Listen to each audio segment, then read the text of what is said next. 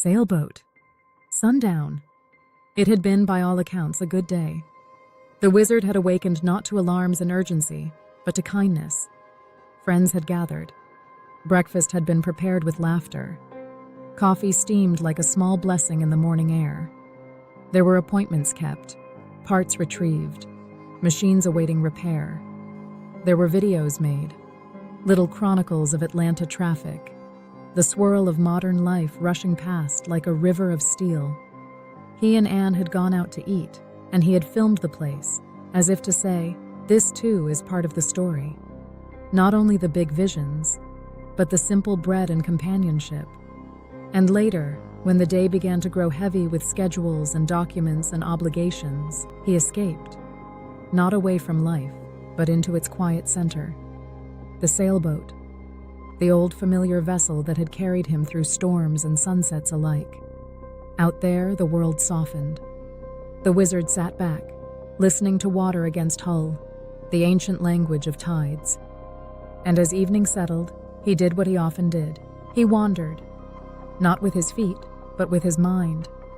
He opened an interview, one of those late-night portals of conversation and speculation, hosted by the ever-curious voices of the modern campfire. The subject, the Knights Templar. Tim Hogan spoke of history and symbolism, of lost traditions and hidden currents beneath the visible surface of the medieval world. The wizard's eyes narrowed slightly, not with suspicion, but with fascination, because the Templars were real. That much was certain. They had been founded in the early 12th century, warriors and monks bound by oath, charged with protecting pilgrims in the Holy Land. They had become powerful, astonishingly so. They held wealth, lands, networks, and influence stretching across Europe. And then they fell. In 1307, King Philip IV of France ordered their arrest. Accusations flew. Heresy, corruption, secret rites. Some of it was politics. Some of it was greed.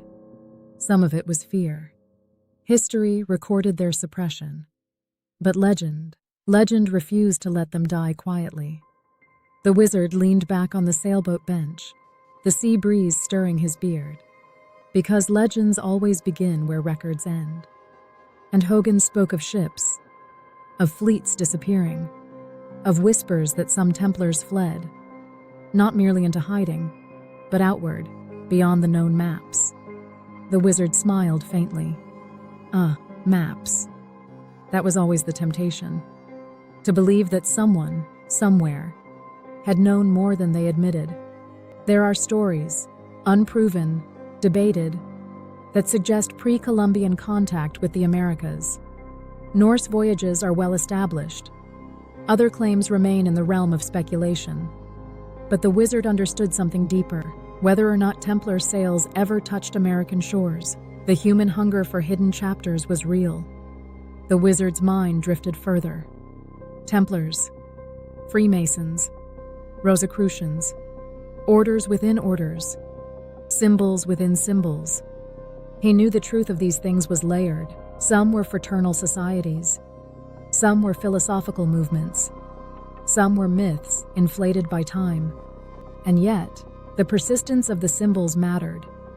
The cross, the compass, the rose, the temple. Humanity always built temples, whether of stone, of thought, or of longing. The wizard thought of pyramids then, not the fantasy pyramids of internet rumor, but the real pyramids, marvels of engineering, mathematics, and labor. Ancient structures that still defied simple explanation in their precision and endurance. People had always wondered, did the ancients know something we forgot? Were these only tombs? Or something else? Energy chambers? Resonant geometries? Capacitors of stone? The wizard chuckled softly. He had lived long enough to know the mind loves to turn mystery into machinery. Sometimes the answer is spiritual. Sometimes it is mundane. Sometimes it is both. Atlantis rang its bell in the distance, as it always did, Plato's ancient parable echoing through centuries of seekers. A lost civilization. A cautionary tale. a mirror for our own hubris. The wizard watched the horizon. He did not need Atlantis to be literal to feel its meaning. Every age has its Atlantis, a dream of greatness, a fall into ruin, a warning written in waves. And then, as the interview spoke of Grails and Arks and secret relics, the wizard grew quiet. Because he knew something.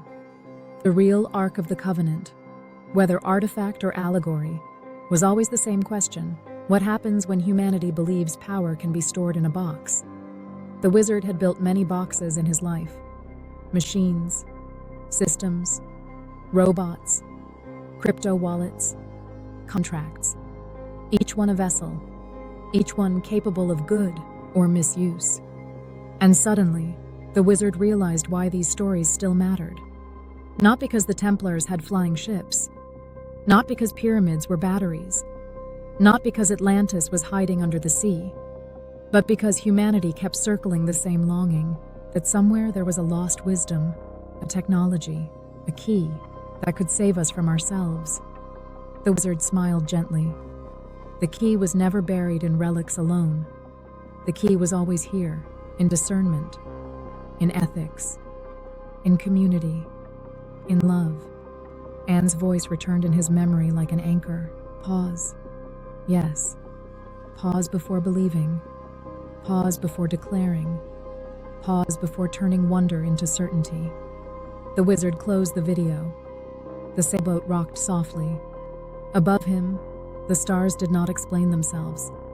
They simply shone. And the wizard whispered into the night, perhaps the true temple was never stone, but the human heart learning to hold mystery without losing truth.